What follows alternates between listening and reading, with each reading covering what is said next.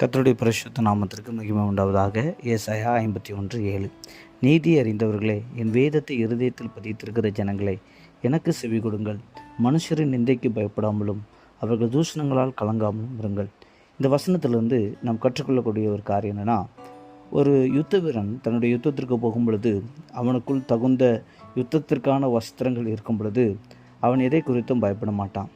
அதே போல தான் ஆவிக்குரிய பிள்ளைகளுடைய வாழ்க்கையில் வேதம் அவர்களுடைய இருதயத்தில் இருக்கும் பொழுது மனுஷனுடைய எந்த ஒரு செயல்களோ இல்லாவிட்டால் மனுஷனுடைய தூஷணமான வார்த்தைகளோ அவர்களை பயப்பட செய்யக்கூடிய எந்த ஒரு வார்த்தைக்கும் அவன் கலங்க மாட்டான் என்பதை வசனம் மிக தெளிவாய் சொல்லியிருக்கிறது.